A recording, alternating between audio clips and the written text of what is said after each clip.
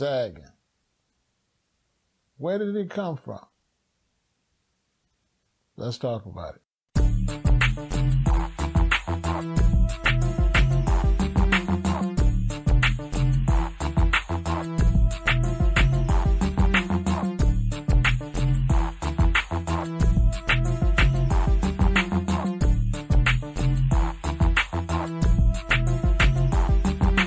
Every video they say, damn, that nigga Pharaoh fucking up the program. But they don't realize I don't care. I don't just say no. I'm too busy saying yeah. You want to be honest when you're talking about a conversation. So I was born in 1958, and my experience would be, as a young man in his, late teens and early 20s. You know what I'm saying? So you figure by the time I'm really experiencing what's going on and able to really comprehend, it's like 76, 1978,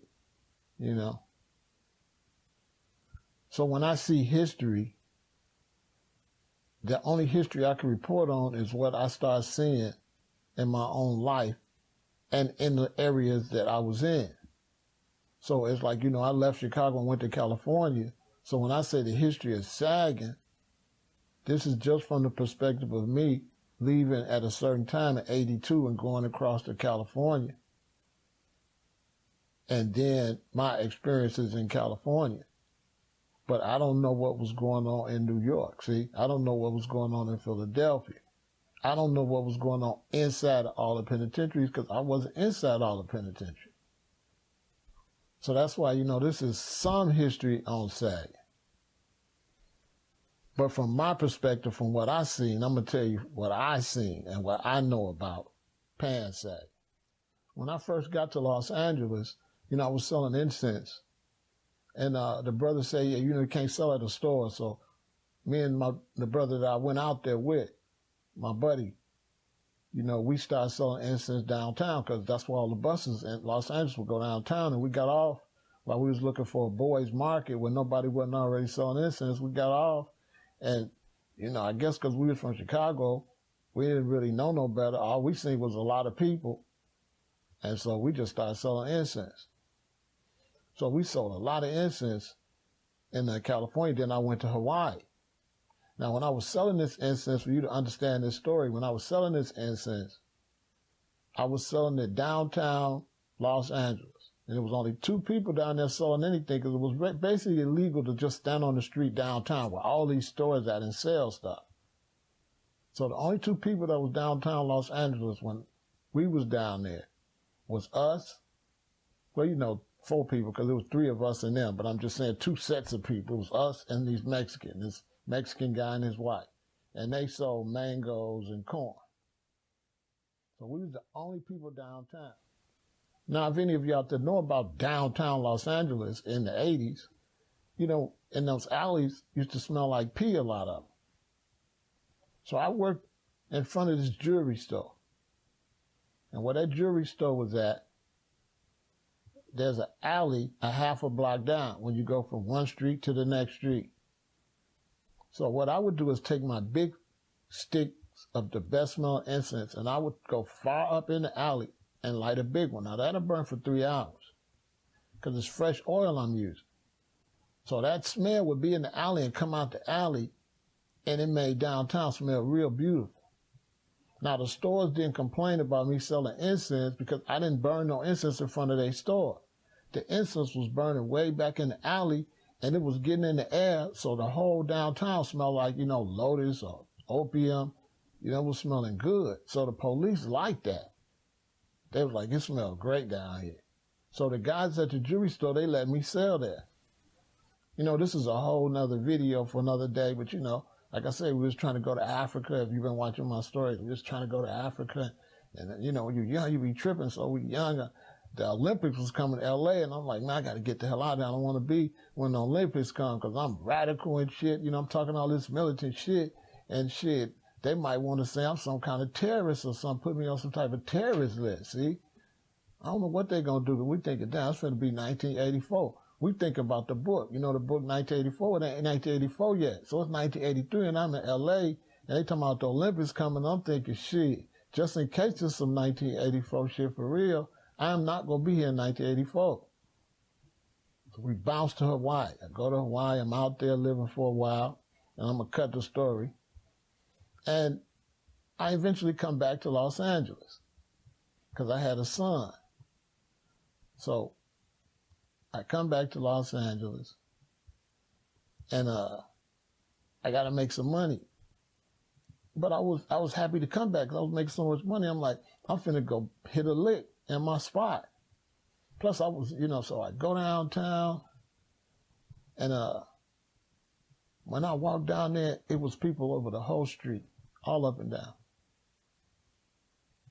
It was people everywhere. And when I went, the guys that run the jewelry store, they were so happy to see me. They ain't seen me now in like 5 years or so. They came out, hey, my friend, hey. Then they said, look what you started. They didn't like that. And they was all up and down the street, and they was, sometimes urinating between the cars. People was out there selling stolen merchandise, So it got crazy. So the police clamped down, like, okay, we finna arrest everybody. So I'm down here doing my thing. I'm making sure, man, I'm not finna leave no $200-300 a day. On a slow day, I'm making $150. That was a lot of money back then. $150 every day. That was a lot of money in like 87. So I'm down there hustling, making money, and they slowly run everybody away. But I'm thinking it was like in the day. The police sometimes I would walk down the corner and they would follow me and they say, hey, when you see us coming, just keep going. So I'm thinking it's still like that, but it ain't like that. They really trying to lock you up this time. So back in the day, before I left and went to Hawaii, if I'm on this corner and the police across the street and I see them coming, they used to just want me to move. But see, with some new shit going on. So when I seen the police coming, I would move. But in their eyesight, I was getting away. It wasn't the same old shit. So they done ran everybody from down here, but I'm like, I'm cool. I've been doing this for years. They come, I move. They ain't me. So what they do one time, they seen I kept leaving way before they get down where I'm at. So they sent a black police officer lady around the block to come up behind me. And when they walked across the street and I turned around to walk off, she grabbed me and put the handcuffs on me for selling incense. Swear to God. I'm telling y'all some real shit. Because when you be on there talking, and everybody be like, man, he be talking about gangster shit and being in jail. Yeah, but in jail for bullshit. That's another story for another day. How they take you be on jail for nothing. You don't even be on no gangster shit. Maybe you just smoke some weed, you just chilling. Here I am selling incense, I'm in jail. But I'm finna go in jail with gangsters? So what the fuck you think I gotta be on? Regardless, I'm the incense man. I'm on gangster shit. These niggas ain't finna pump me in here. Somebody gonna get hit in their fucking mouth. It ain't going. And I gotta remember this little part because sometimes when I'm just talking to y'all, like I said, I'm just kicking it and then I think about other subjects. And that's just something else I gotta get into. How they force your kids to be on gangster shit. You looking at your son, you tell him you don't want to be on no gangster shit. Listen, he gonna better be on some motherfucking gangster shit because they gonna put him with them gangsters. So yeah, he can still get A's, but he gonna have to be a gangster getting A's. That's just how it is. All right? Unless you're going to carry him home and back and forth to school and stand there and guard him, or you got money, or you live in a certain area where it ain't crazy like it is in the inner city. So when you live in a big city like Chicago, it's crazy. So back to the story. So they put the cuffs on me. Clink, clink. Oh, for some incense, they take me to jail. They take me down to the Glass House. Everybody in LA say, oh, this the realest shit. They take you downtown to the jail that's like close to downtown. And it's called the Glass House because when they put you in there, ain't no bars. You in there with like 20, maybe 25 sets of bunk beds. Okay, so it's anywhere from 40 to 50 dudes in here, and you on one side with all glass all the way down. And then it's some more on the other side with glass all the way down. There's nothing to hide, y'all. It's a little light on the hallway. It's like some military torture. It don't hardly get dark. Well, I got to get into that. So they take me to the glass house, right? Now, this for you young people, so y'all be like, sometimes I'll be like old in this. Y'all don't know. It's like, you got to understand what you're talking to. Everybody gonna have their error. So it was some deep shit that y'all need to learn and think about this shit compared to your life. Now, wasn't no cell phones and shit back then. It was a couple of them dudes had them big old giant cell phones, but it was like little cell phones in your pocket or nothing like that. And there was no type of communication unless you could get to a phone. You had to get to a phone on the streets to call somebody. So I'm in jail. Nobody know where I'm at. I'm just in jail. Real talk. Because where I was living at, I had an apartment. And the people in the front, I was using their phone. So when their phone would ring, I would answer their phone. Because, back then, we didn't get phone calls. I didn't really get phone calls. See what I'm saying? What's a phone call for? So if it's a phone call, it was my mother from Chicago or something like that. Especially you conscious, we didn't really do phone calls and we didn't watch TV. So, dun, dun, dun, I'm in the jail. Nobody know where I'm at. There's another story in there too, because I came in, I think I had like 75 cents. I think I left with like $8, $9 because I was flipping candy bars. Whole nother story for another day. But I'm in there and they let me out. Now, we're going to get to what does all that got to do with sagging? Well, I'm going to tell you. When you go to jail in L.A., they take your belt and they take your shoelaces. They say they don't want you to use them for a weapon or hang yourself or nothing. So they take your property and all that, including your belt and your shoelaces, and they put it in this plastic bag. And they store it. Well, everybody say, big deal. All the jails take your property and store it. Yeah. But here's the thing. In the jail here in Chicago, when you make bond or whatever, you right there in that same building and you go down there and get your property and you can put your stuff on when you get to the door, right? You can put your belt and stuff on before you walk finally out of the place. But see, in L.A., it don't go like that. Where I was locked up at the glass house. When they bail you out or you get released by the judge, they let you out this door, but it's not in the same building with your property. So when they let you out, you ain't got no belt and you ain't got no shoelaces. Now, the place where you got to go to get your belt and your shoelaces will blow y'all mind. It's not right across the street, nothing. It's down, I would say, for most of y'all live on the average street, let's say at least a block and a half. So you got to walk down like a block and a half and go in this door and get your property. Now, as you going this way to get to the block and a half, the bus is sitting right here. Like I say, ain't no phones. Nobody know you getting out and all this shit. It ain't like y'all got it with all this high-tech shit. It's like the Flintstones, right? So you got to come out and get to the bus. So everybody what? Grab their package. I didn't put that shit on. I ran. They give you some tokens. I ran to get on the bus. I'm trying to get on. So you usually get on the bus with your bag, with your belt in there and your shoelaces. So your pants be sagging, right? So when dudes get out of jail, they jump down in the hood. You know what I'm saying? He get out of jail. Everybody tripping on him. You know what I'm saying? He get off the bus. His pants is sagging and shit. If somebody pick him up, if he that lucky, he still get out his pants on. Because don't nobody put that shit on the bag. When they finally let you out of there, the last thing in your mind is opening this bag and putting that shit on. You're like one of them deers or one of them animals they capture in a trap. And one of the nice people come and open it, and you see how they run off to get the fuck out that trap. That's how you be running out the jail. Fast. So you got your bag, you gone. So when they hit the hood, their pants will sag. So it became a look that meant you were fresh out of jail. But it didn't just mean you was fresh out of jail. Because you black, and your subconscious and everything telling you in a racist system. So when you jump out the hood, out the jail with your pants sagging and no shoelaces, you got a real fucked up attitude because you didn't experience the Babylon system firsthand. You didn't experience some real shit that the average person ain't. And everybody in the hood know you experienced that shit. So when you step off, that's why you get that motherfucking respect. For people that be saying, oh, don't be trying to honor jail and prison.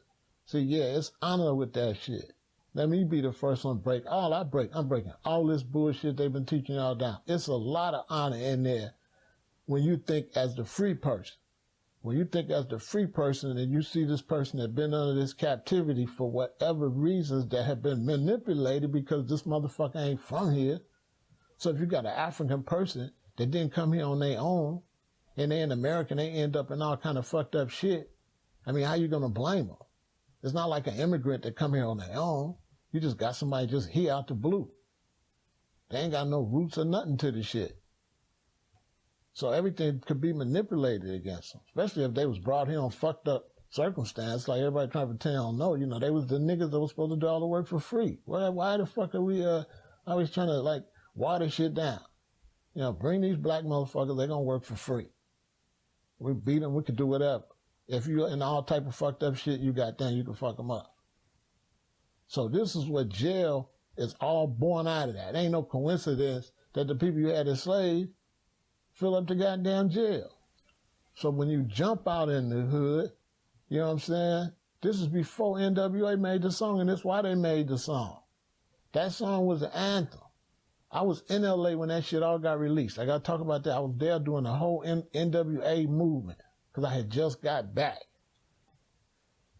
And I was there for K-Day and that whole shit, that whole hip-hop shit. I can get into that heavy, too. So I'm back. And so when you got out the bus, even me, I'm a Rasta man, I think. I'm a Rasta man. Y'all know how Rasta man move at that time. We wasn't on no gangster shit or nothing like that. But I just been locked up with the Crips for how many hours? And I'm from Chicago. I'm not. I wasn't born a Rasta. I was born a Chicago nigga. Shooting dice and on dumb shit. I was a smart kid and a bad kid. You know, smoking cigarettes, little drinking and shit, and getting A's. You know what I'm saying? But I didn't do like fucked up crimes, robberies and shit like that. I just did, you know, just regular gangster shit, just player shit. Shoot dice, smoke weed, smoke cigarettes, you know, drink shit you ain't supposed to do when you're a kid. That's the first goddamn thing you want to do. I really ain't like drugs. Yeah, I ain't like hard drugs and shit. That shit was trippy. I couldn't fuck with that. You know, but weed, I like weed. I was already an organic motherfucker. You know, give me the weed, I'll smoke a little weed. You know, that back in the day, that's all black folks, young black men did. We smoked a hell of a lot of weed. So, you know, when you come out and you jump down in the hood about this fucking jail, that's where the whole honor was coming from. It was like, everybody know what you've been through, and then that look with your pants sagging, then that's what made you the ultimate gangster. It's not just the pants sagging. You know, you gotta have been there. You know, it ain't nothing. You're gonna have to have a professional actor to act how a person feel when they get released out of jail. That shit is some serious emotional shit you go through. And when you get out, you ain't nothing like when you went in. I don't care who you are. This is the honest to God truth. You could be a straight businessman. And if you get locked up for a DUI and put in the wrong jail for a day or two, you ain't gonna be the same when you get out. So, you know, that's where the SAG came from. You know, that they was jumping off the bus without their belts and their shoelaces. It wasn't no intentional shit like a dude like, man, I'm going to pull my pants down and just walk around with my pants down. You know, and to be honest with you, the pants would keep falling and cats would be trying to hold them up and hold the bag. It was gangster shit. And you was sagging and fighting the sag and sagging and fighting the sag. You just didn't let that shit hang down. That shit was just hanging down. Sometimes you get excited, get to talking, and that shit go down a little bit because if your pants kind of fit you, they could sag back then. Your pants could sag down and still would grab your hips. You know, you got to understand the pants was made different too. They wasn't big, wide, baggy like these ones. They always had a waistline. And then maybe they would flare out a little bit. But, you know, even if your pants sag, they only going to go down so far if you got the right size. It wasn't like you got no real big extra sag. It ain't like what you see today. So dudes' pants would be down a little bit. You can see a little bit of their underwear. A lot of times they got on a little T-shirt. A lot of times they on cock diesel, you know. So shit, what the fuck? You know what I'm saying? So that's how that became the ultimate gangster shit. But it was the ultimate gangster shit. That's what I'm trying to tell y'all. Like, there was the ultimate gangster shit. I'll tell you this. If you would have been in the hood walking around and you seen the brother outside with that plastic bag with that shit in his pants down, I bet that be one of the last motherfuckers you would have want to run up and try because you already know this nigga's built for it tough. You know, so that's why I'm defending. I'm defending the youth now. So that's how the youth said took the SAG. You know, I'm telling all the Negroes the real shit. The youth took the SAG because the SAG meant fuck y'all. That's what the SAG means. Fuck you. You know what I'm saying? I get on their case only because they don't know that's what it means sometimes. But that's what the birth of it meant. Fuck all y'all, actually. So I just got out of jail. You know what I'm saying? Ain't nobody, don't look like nobody give a fuck. Look at me. Why the fuck you think I was thinking, Rasta or not? I got out of jail 2-3 days later for selling incense. My attitude was fucked up. I was like, this system is on some bitch shit, for sure. Because I didn't see a place where motherfuckers get arrested for guns and shit and get an I-bond and get out the next day. Why the fuck am I in here all weekend? So when I got home, I was sagging because I didn't open that bag and put no belt on. Matter of fact, when I got home, I took all that shit off. You know, I never even put the belt on them pants. And you don't have no shoelaces. So when you see, that's why I say, well, some going to New York, because I remember Run DMC and them a lot of times they had no shoelaces. And I'm telling you, that's from jail. I'm telling you, I know that's from jail. That's being, because they wouldn't let you have your shoelaces. So I'm saying, I know the story in L.A. Now, if somebody know the other part of the story from New York, that should be cold. You make a prior to this and tell New York, if you old and you know what that shit, how that happened, because I'm sure it's happening there too, because I know L.A. ain't the only place was taking your belt and your laces. And they was taking your belt and your laces, putting in a bag, but what was fucked up though, I think in a lot of places it's close where you could get your property. L.A. was crazy. You got to go down almost 2 blocks. It's not no short walk. It's crazy. It's way down there. You know what it means in the hood when they say, man, down there? Not like right there. You know, even if it's a half a block, you're going to be like, yeah, right there. So when this was down there. So do the hood math where you say, man, you got to walk down there. It was fucked up. You know, so your shit sagging all the way down there. And then when you come out, the buses is sitting there. Now, a lot of times when you run to the bus, it don't be time for them to take off. But how you know that when you come out of there? So you going to what? Come out with the plastic bag. You're going to jet to get on that bus because they would be just parked there. It's crazy. So, you know, eventually the rappers, you know, in the Tupac era and stuff, they seen and they went. You know, the ladies was going like that too. I can't be showing other people's videos and shit like that. I could really get into something. Because, you know, you had the ladies, they was doing the sagging. Because back then it was almost dressing boyish. And you had lady rappers that was sagging with their thongs on. That shit used to be real popular in early hip-hop, right? Especially out in California. So that whole sagging thing just became, you know, a symbol of some gangster shit. You know, a rebel against the system. That's what it basically meant, because that's what I was. And like people think, like you said, rebel against the system, they think it's like you is rebelling against the system. It's like, no, the system is fucking fighting you. And you just make you a rebel. So that's how I'm selling incense. How the fuck I become the other? You don't want to take my incense and all my inventory and shit? Like, this ain't a legal business. Like, if somebody walk up to me and say, can I get 2 packs of incense on their own? Tell me how the fuck that ain't legal. On top of that, I had the state of California tax thing. You walk in there, they give it to you the same day, so I got my tax number. But it was just like in Chicago. In Chicago, if you want to sell, when you go buy your peddler's license, you should see all the places where you can't sell. I don't even know why they write all them addresses on there, places where you can't sell. You know what they should put on the Chicago peddler's license? You can't sell where people are at. You have to go sell where nobody's at, because that's what it's about. That's what it's about to. When you buy the peddler's license in Chicago, you can't sell nowhere around Wrigley Field. You can't sell on the beach, in the parks. It's crazy. So you got a food truck, you can't take your food truck to the beach. That's city property. You can't go around certain where the store is at, so you got to go over where nobody's at, and you can sell there. But, you know, that's some real history for the youth. You know, a lot of young people now. Now, that's not to say that I appreciate what I see going on with sagging, because one thing is because they don't know that. You know, it's different now. So they don't really know that's where sagging comes from. You know, so the youth don't really know. the history of it, you know. And people say, well, brother, since I'm talking about it, let's just go ahead and get on into it. People say, well, brother, what's up with the sagging and the youth with the sagging? You know, they got to pull their pants up and stuff like that. And my position on that is yes, they got to pull their pants up. Yes, a lot of times they look crazy. But, you know, I'm a realist. You know what I'm saying? I'm real with this shit. Like a lot of people, they get old and they get older and then they start being on bullshit. They don't want, I mean, like, listen, just because you're at 50, 60, 70, don't mean you can't think like when you was 20. See, when you're 20, you can't think like you're going to be when you get 59 because you ain't been there yet. But when you're 29, 39, 49, 59, 69, you could think back to all them nines because you already experienced it. So when you get older, you could think back. So I'm keeping it real, okay? I'm young coming up. It got to a point I got into some consciousness.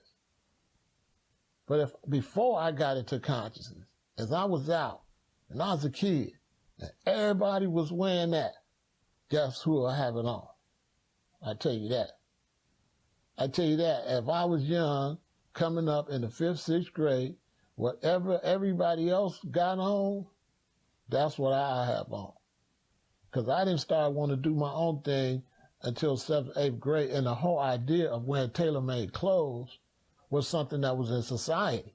So because all the older people in society was doing it a lot, it wasn't no big deal for no kid to want to get it. But nowadays, that would be crazy because older people don't really be going buying tailor-made suits and shit like that like it was when I was a kid. So everybody buying stuff out the store, just straight out. So as the kids, the stuff they buying and wearing and how they wearing it, if I was that age, I would be one of the people y'all would be talking about like a dog. You know, I could edit this and cut this down to stay on subject, but you know, shit, we kicking it. So since one subject lead to another, I'm just going to keep going in and tell y'all the real about this shit. This is some of the realest shit ever. Okay, like, okay, check out my teaching style. Now, this all ties in. Now, when you see me talking harsh to black people, I'm talking to myself. See? I'm talking to me before I got enlightened. So I go hard like I would want somebody to go hard. But also, that's why I got that love for the same people I go hard on. So it ain't like, oh, I'm going hard because I hate you. But that's, you know, that's low level that you think like that. That's not realistic. You're going hard at yourself. And that's why I keep a line split there. And it'll seem like I'm over here and over there. And why is because I go hard, but then I still got respect and honor for what I'm going hard against. Because I know it's me.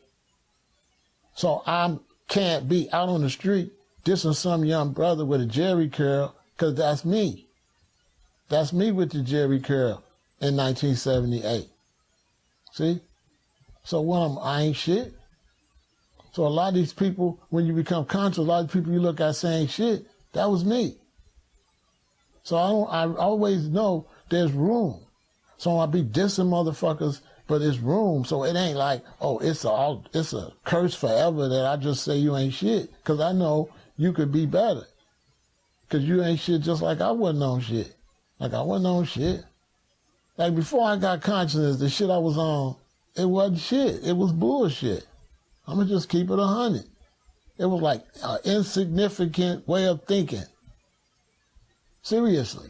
I wouldn't trade like 100 homes and millions of dollars to stay in that world. Straight up. I wouldn't want in my mind to been in that all them years. It's real fucked up. You're seeing the effects of it. But see, what I'm saying is, you know, when I'm looking at somebody, I always remember me before I change. So when I dish you, I say about your perm, I'm not looking at you low. I'm looking at you to make the change. I already see the higher you. So when I dish you for eating meat, because I see the healthy you. So yeah, I'm going to dish the dirty you. That's what you got to do, dish the dirty you. What the hell you think we do? You know, it take a lot of self-dissing before I could dish y'all. I had to diss myself all the time. even still, sometimes I'll be like, there's certain shit I gotta do. Like drink more water. I don't be drinking no fucking water. It's real talk as a vegan. You know, I don't really fucking like water. Hello.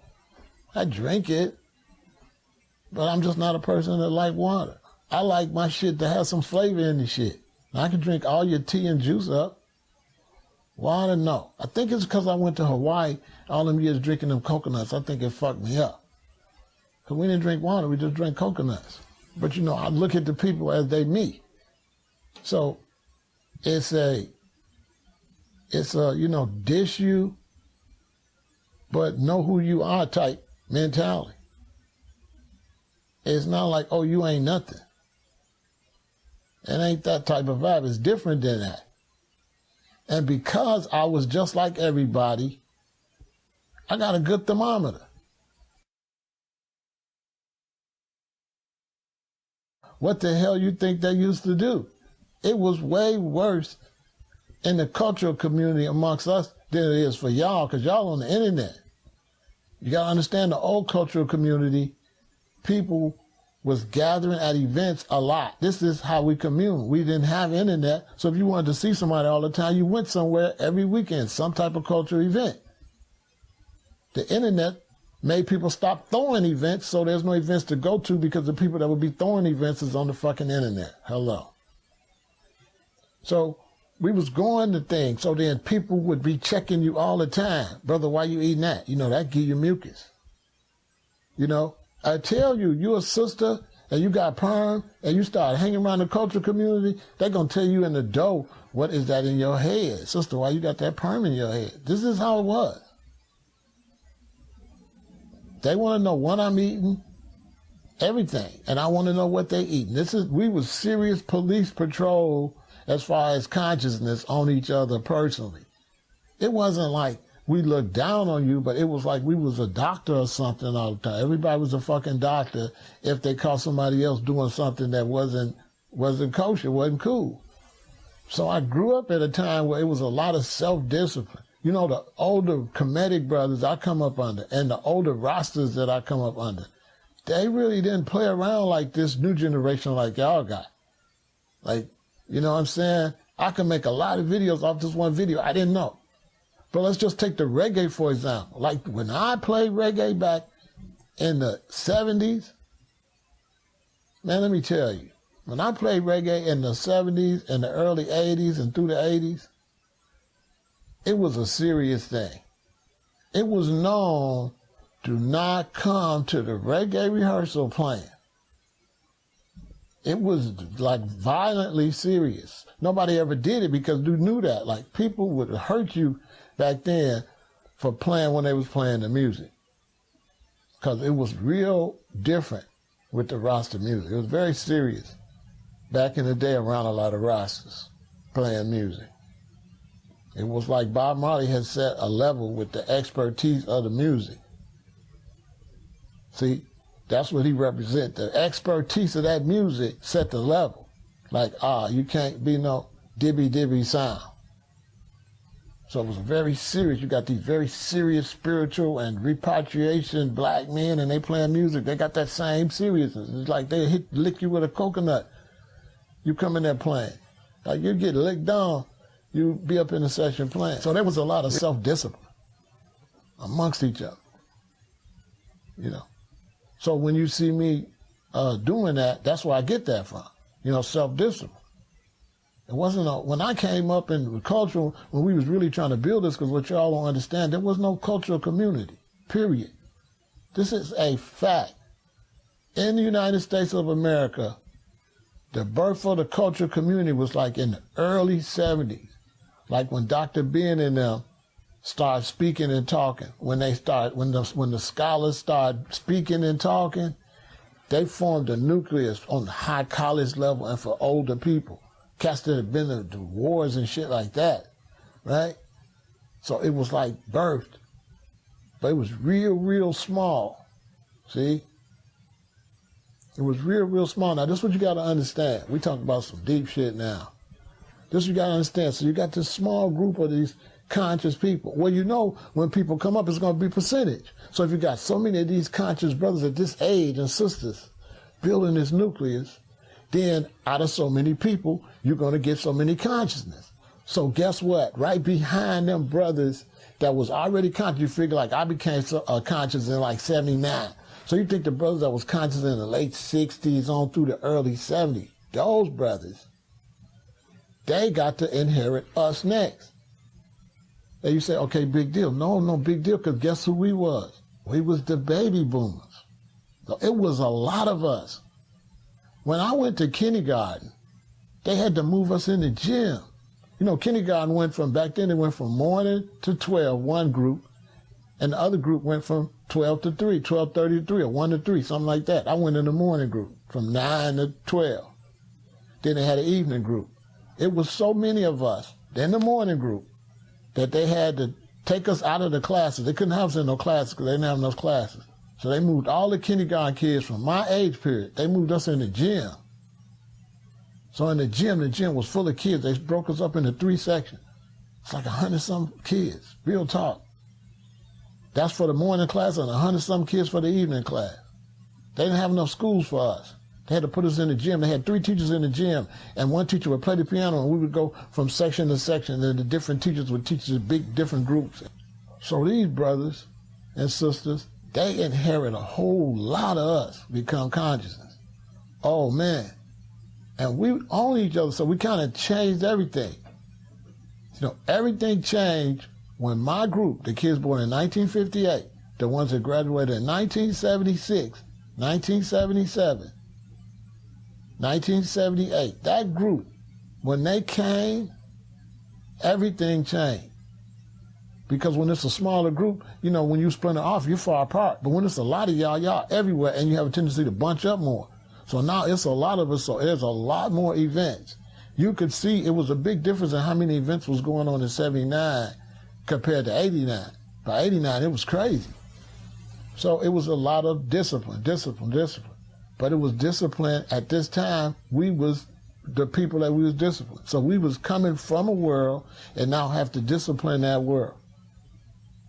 I went from having a Jerry curl to being on the L train dissing dudes with Jerry curls because I didn't know.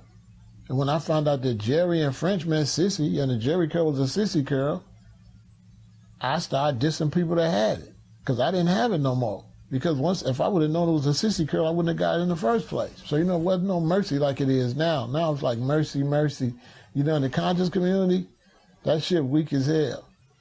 It's all, they got so much mercy on each other. Straight up. Easy to conquer them. I could conquer the conscious community by myself, me and 3 people. They so weak. It's like mercy. They want all mercy on themselves.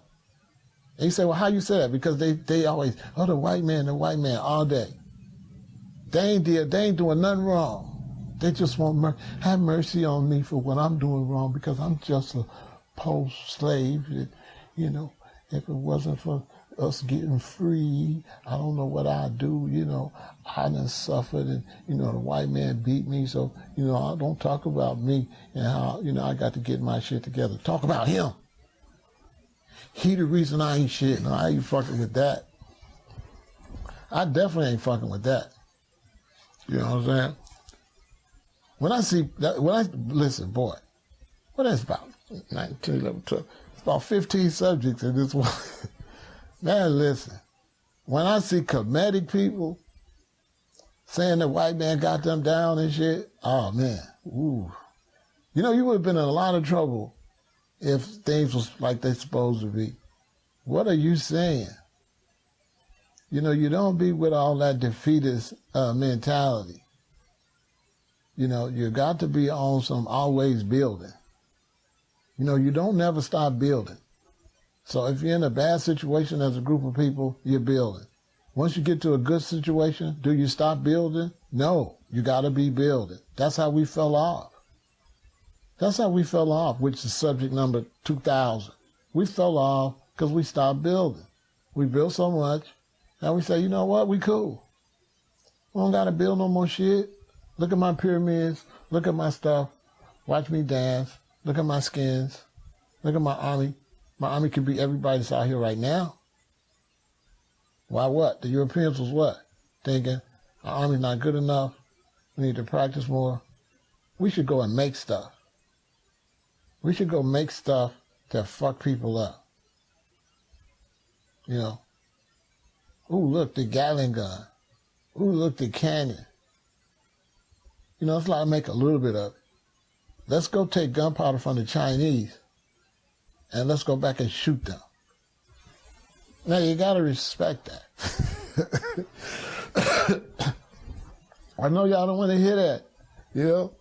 But I mean, from a general, from a military person, one thing about it, you know, win, lose, or draw, you know what I'm saying? I always respect the enemy's military and what the enemy do.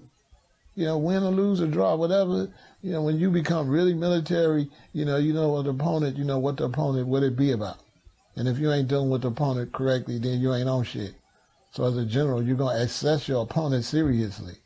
And you're not going to be fucking underplaying your fucking opponent. That's why I could never fuck with the Black Power militant rise up, overthrow the government group. Now, I can never fuck with them. Because it's like stupid shit anyway.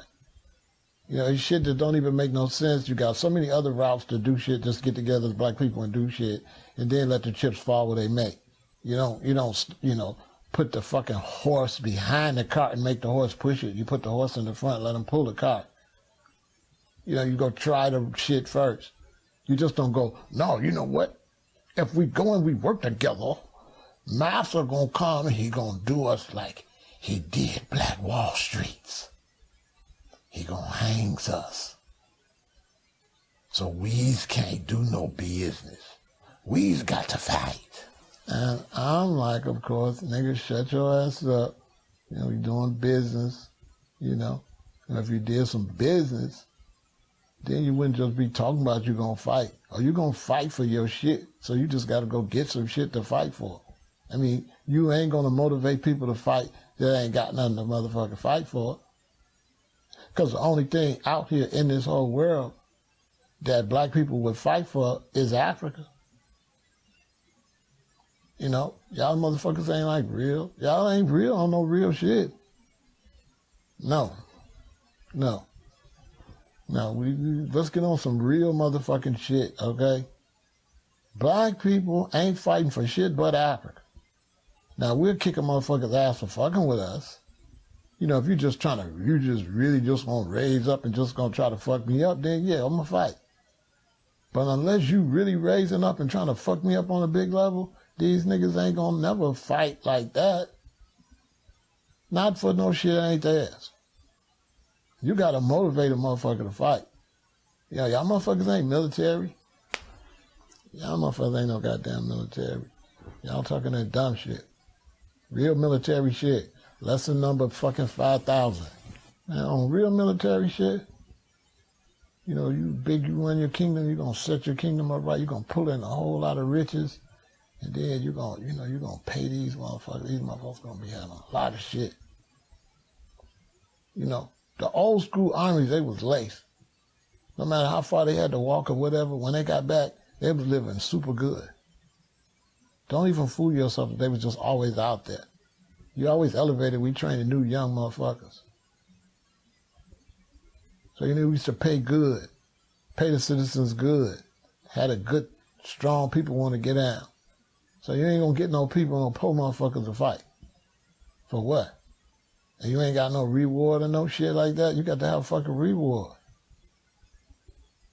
You know, and the thing is, you know, I'm pro what everybody else is. So, you know, the brothers and sisters be talking pro-black and want to fight and shit. I support them because I used to be there. Same shit I'm telling y'all. I used to be the super militant motherfucker too. So I still fuck with the super militant nigga even though I'm not one no more. And people say, well, you're not one no more. That's because you got weak. It's like, no, I'm not one no more because the whole group got weak. It's because the whole group got weak. Lesson, and what lesson I'm on? When you come up in your country, you got a bunch of people around.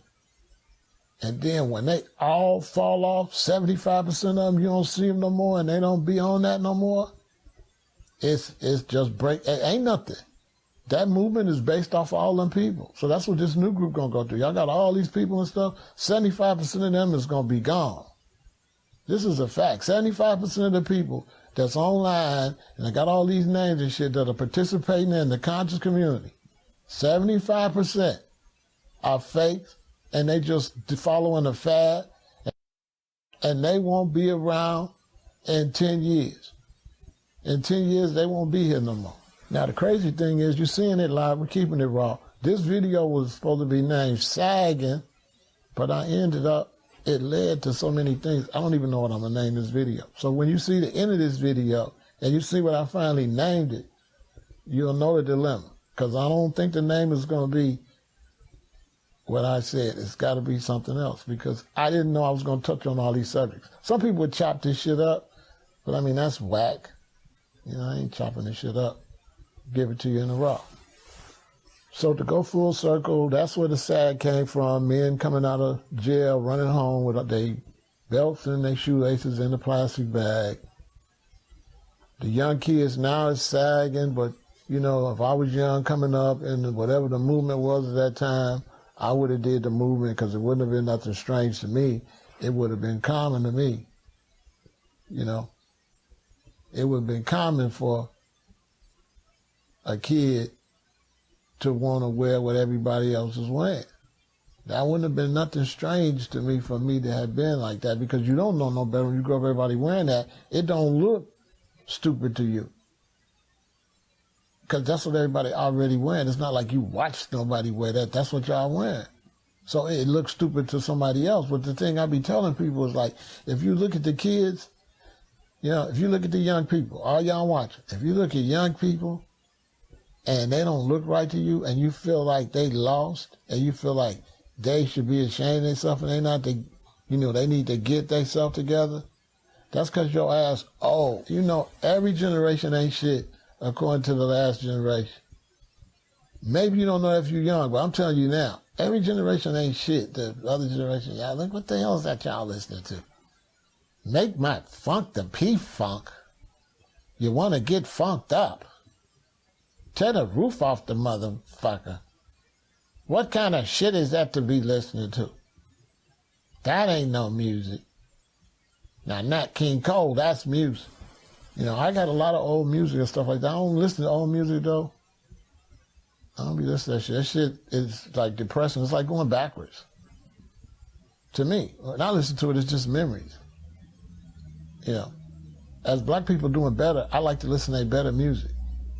You know, so I like to listen to this music that they talking about, all the money and shit, and all the way they just throw money in the air. I love that type of music. I don't want to hear the music, you know, we got to keep on pushing. I don't want to hear that shit. I don't want to hear, I've been working on the railroad. I don't want to hear that, okay? No. Don't want to hear that at all. But I listen to all the young people, though, you know. Real talk. I listen to nothing but I turn on the radio, I listen to whatever they playing, I listen to it. Some of it I listen to, I don't be liking it at first. But, you know, you got to go in a club to really know what the fuck you're listening to. Lesson number 43. Like, you would be in your car, I don't care what kind of sound system or whatever you got, and you hear a lot of these songs you hear them playing. Until you go in a nice club with a sound system and hear it played in that environment, that song ain't going to make no sense to you. But you go in a club with a nice sound system with that age group, and when they play it, it's going to make all the sense in the world. So their music be popping based on where they at, you know. They got some good music. You know, their music is real good. I give it to the kids. You know, everybody talking about the new hip-hoppers and shit ain't got no good music. That's bullshit, too. Oh, man, we on less than 50.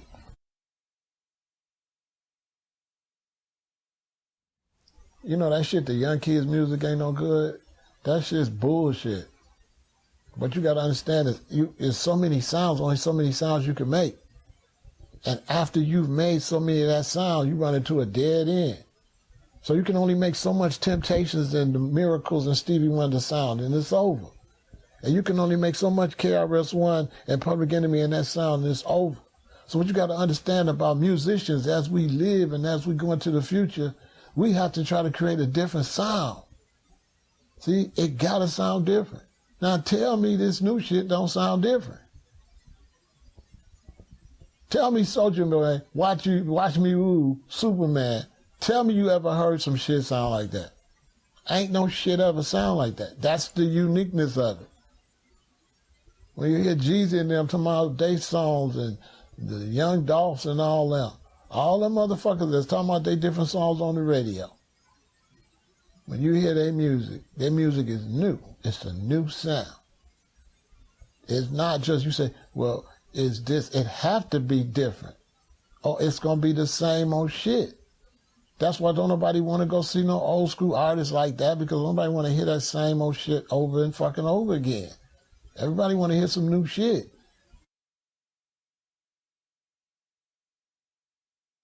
You know, my mother used to tell me all these stories about World War II and how there was Alabama, how they used to have to turn all the lights off. Nobody can have their lights on because they didn't want the Japanese pilots or the Germans to be able to see where they was at and drop bombs on them. So back then, if you had your lights on at night, they'd come arrest you and hold you as a fucking traitor. So she would tell me about how, so she was telling me all these crazy stories. You know, my mother used to be on the bus, and back when blacks couldn't ride on the front of the bus and all this, and I was saying, I'm going to record it. Then my mother got cancer, got sick, and died, and I didn't record this shit.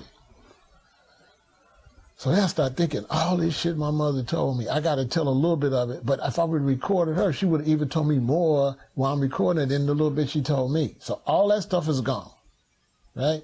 Then I started thinking, damn, all my grandmother's stuff is gone. Then I had a friend, his father was all in Ethiopia and all that. That's what first made me think to record before my mother. I didn't record him. It's like 10 years ago, 15 years ago. See, I didn't record it. Now they gone. So I said, okay, if I don't get out here and just tell all the little stuff I know from the historical point, that shit gonna be gone. So all of y'all should write books. You just sit down and you don't pick no subject or nothing. Just take a pencil and start writing from when you first remember anything about your life, and then write your whole life down. And then you're gonna find out as you're writing, your life got a theme, and then there go your book. But you need to start recording that shit. I've been telling everybody, write a motherfucking book. Something I realized a couple of years ago. I said, man, I'm gonna write some books. Although I wanted to do it to basically record recent history. I always thought we got too much ancient history and not enough recent history. So I'm gonna write some books. But it wasn't about writing books for novels and shit like that, because I always had a attitude about books. And I'm going to tell you my problem I had with books and what I had with scholars. You know, coming up back when I was coming up in the cultural community, we would go and we would watch all these scholars. Everybody wouldn't go. Only a few people that was aware would go. So you go see Dick Gregory, or you go see Dr. Ben, or, you go see anybody. So many people coming. I can't even name them all right. John Henry Clark, whoever. You go see them. And when you, or read books, all these great books, and when you go in the community and you tell people what you read and learned, they say, you don't know what you're talking about.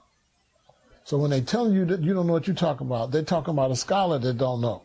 See this crazy shit? So now you got to some type of way explain to them how you read this out this book, but they didn't read the book. So it gets into this whole thing where they're disrespecting you. Did you go gather the knowledge correctly to be telling them? So I started getting against this whole thing with books, because it was like I was reading different books, and this guy would write a book and say this about Kemet, but this guy would write a book and say something different about Kemet. But then people was challenging me based off I read a book. So I was like, well, what if I read the book where the motherfucker said the wrong shit? See what I'm saying? So then it get down to like, fuck a book. You know what I'm saying? That's how, I'm back to writing books. I'm into that, but I'm just telling you my mind process, what I was going through, because people was always trying to challenge what I'm saying against the book. But I gathered the fucking information. So I got the information. Now you want me to fucking, and when I tell you these people I got it from, you don't even know who they are. You don't even know who Dick Gregory is. So it's not doing no good to tell you Dick Gregory said it, because you're going to say, man, you don't know what you're talking about.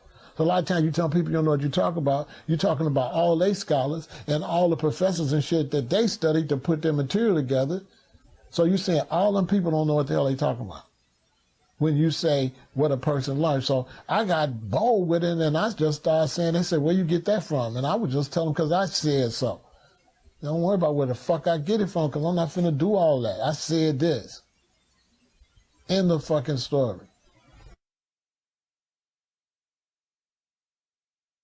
It's good to be a certain kind of way, but at the same time, when it gets to like a fucking contest, it gets to a contest. You know, who's trying to prove whose knowledge is the most authentic and most legit, and then they get it to some motherfuckers, and the people they getting it from, it ain't proved 1,000,000% that all they shit is legit. They got bits and pieces, and it's all sketchy. Because if you know anything about history, it's all fucking sketchy. For y'all listening to these historians, come on, I'm a real historian. I could really go in this drunky monkey style. I wouldn't have no motherfucker test me. Any historian try to test me, I'll break them down, because all their sources is scarce. Number one rule as a historian, what do you know? What I keep telling y'all. What's the number one history lesson of all history lessons? That many of the books have been what? Burned. That is lesson numero fucking uno.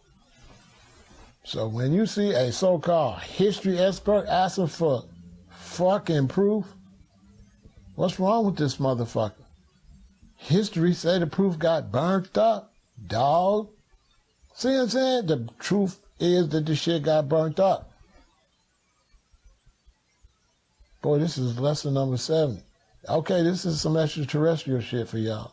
Y'all say Egyptian spaceman. So this is the thing though. You got DNA, okay? And in this DNA, all the stories that was told to all your ancestors and everything you lived through is in your fucking DNA. So right now I could tell you some history that ain't in no fucking book, because it's in my fucking DNA. I know all that shit.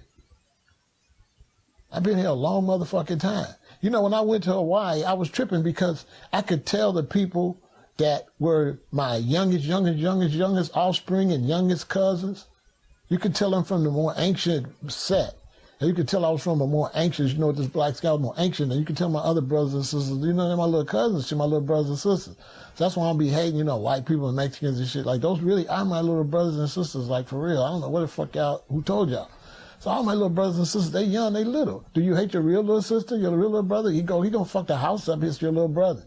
So you see all the little brothers and little sisters, I seen them, and boy, they would be taking pictures and shit like they ain't never seen shit before. I could see some of them more closer to the original. They wasn't all amazed like that, but some of them, they got cameras everywhere and they just take pictures. Whereas me, I went to Hawaii. It seemed like everything I seen, it wasn't no big deal. They was like, ooh, look at that. That's a Wahoo Kawiki. And I'm like, yeah, well, all right, well, and, nigga? You know what I'm saying? What the fuck that mean to me? You seen one fucking rock, you seen them all. Where the weed at? Where's the fucking mangoes? I ain't no look at the sunset type motherfucker. I ain't fucking with none of that. And all that pretty shit. Only pretty shit I want to look at is some pretty food. I don't want to go stare at the pretty birds. Or the pretty flowers, not if they ain't edible. You show me some rose apples and some lychee and some shit like that. Show me some pretty good to eat. Show me that. I'm not gazing at shit, oh look, that's Mount Kaluka. Now I gaze at supernatural events like tsunamis. I seen that big tsunami wave or that lava shooting out that volcano. But I'm not going to just gaze at the volcano if ain't no lava shooting out that motherfucker. Where they do that at? It's just a big ass fucking rock at that point. I've been here a long time. None of this shit, it's all right. I seen this shit before. We done built this shit about 4 times. What y'all doing on the earth now, we done did that about 4 times. Don't nobody want to talk to me because that's how deep it is. Like, we done did this shit like 4 times. All this shit been tore up before. We had better shit than this at times. Like, in this round, I don't know, it looked like everything gonna get fucked up. But in past, other rounds went further than this. People on this planet have gone further than this with technology before everything got fucked up than this group. This group is primitive and fucking shit up. But I'm gonna look at this video, I'm gonna write down all these different titles. I'm gonna have to make a whole video on that. Cause he's like, man, they got brothers and sisters. Yes, them is our little brothers and sisters. Them is our people. They're young, they don't know what the fuck to do. It's just as simple as that. It's not no you better than type shit either. It's just a law of nature that you're going to breed out like that, and then the youngest ones are going to be further away from the central point, and that's going to be the younger brothers and cousins and sisters. Just like I got a son, and then my son, he don't live with me no more, right? He live out there. And then where he lived, then his grandson. So what's going out is going out. It's not at the original source. So they coming further and further and further. So if you keep going, they keep having babies and going out. That's all my people. They young and they be almost a new race in some cases. It's very easy to become a different race on this planet. It's very easy over a couple million years for you to look different. You know, I got to do a whole video on melanin. You know why a lot of videos I don't do? Because I don't be wanting to diss people that's out that think they doing right. So all the melanin people, they think they doing right. They think they, melanin. So, you're the special asbestos one. So they think they doing some good with the melanin shit, but fuck. They on some bullshit. Melanin, what the fuck melanin mean? Melanin means you could be where it's 100 degrees and you be cool. That's the bottom line what melanin is for. Fuck what anybody else told you. Anybody else told you, fuck them, what they told you. Melanin, nigga, because it was hot. It's like it ain't all this so super shit. Well, melanin is because so we can extra seed and, all this fucking, like motherfuckers be like on they shit. They want to be so elaborate with the shit. Melanin is because it's black, it was hot. Motherfucker, you need some shit. You don't need some shit if you in Africa. Your skin gonna need some shit. Oh, melanin ain't nothing but motherfucking suntan lotion. Okay, natural motherfucking suntan lotion.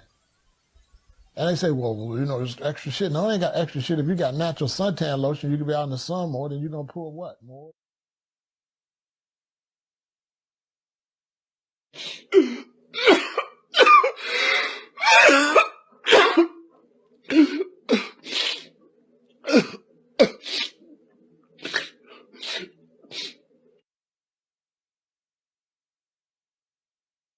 See, when it comes to teaching, I got a drunken monkey style. Some people say, why you cursing? Why you all ghetto? That's my drunken monkey style.